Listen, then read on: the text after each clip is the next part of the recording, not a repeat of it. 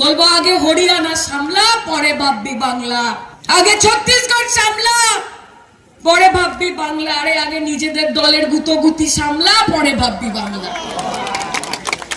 সবাই নেতা, সবাই লিডার। আরে আমরা খুশি যে আমাদের একটাই পোস্ট, বাকি সব ল্যাম্প পোস্ট। আমরা খুশি একটা পোস্ট তো আছে। আর আমরা তো এমন ল্যাম্প পোস্ট যার নিচে দাঁড়িয়ে ছেলেমেয়েরা পড়াশোনা করে শিক্ষিত হয়ে সাকসেসফুল হয়, আমরা খুশি। তোমরা কি করেছো? বাংলার মানুষের জন্য কি করেছো? বাংলার মা বোনেদের জন্য কি করেছো? এরা আবার বড় বড় কথা বলে कि ममता बनर्जी ने क्या किया बंगाल के लिए। अरे पहले आप बताइए कि आपने बंगाल के लिए क्या किया। মমতা ব্যানার্জি মানুষের জন্য কি করেছে তার ইশতেহার মানুষের মুখে মুখে ঘোরে।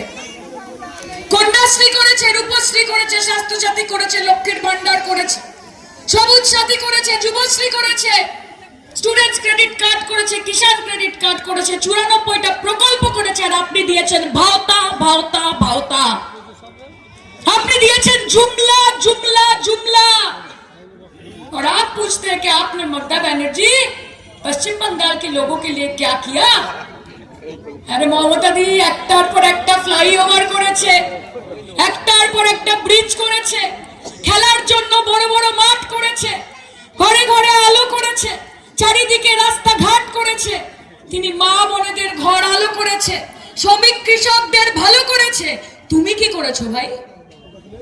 বেকারত্ব কমাতে পারোনি, মুদ্রাস্ফীতি কমাতে পারোনি, জিনিসের দাম তুঙ্গে চলে গেছে, গরিব মানুষ না খেতে পেয়ে মরছে। তুমি একটাই কাজ করেছো, তুমি শুধু গরিবদের গরিব করেছো আর বড় লোকদের বড় লোক করেছো। তুমি গরিবদের গরিব করেছো, বড় লোকদের বড় লোক করেছো।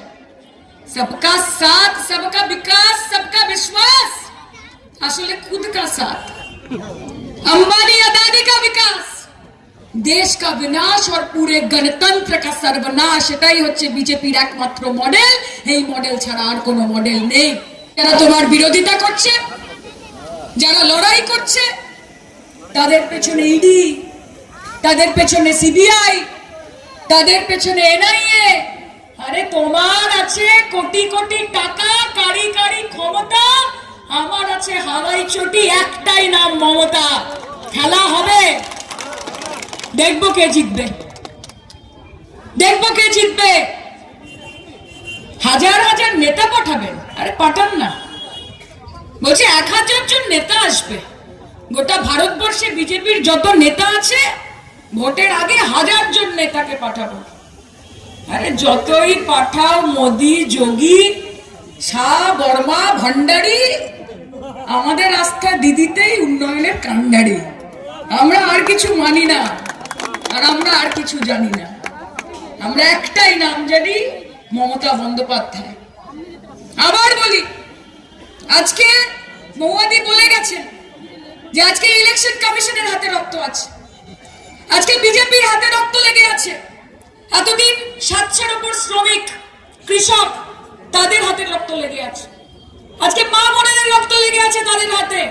আর এখন নতুন সংযোজন বিএলওদের রক্ত লেগে আছে তাদের হাতে। কিসের এত তারা?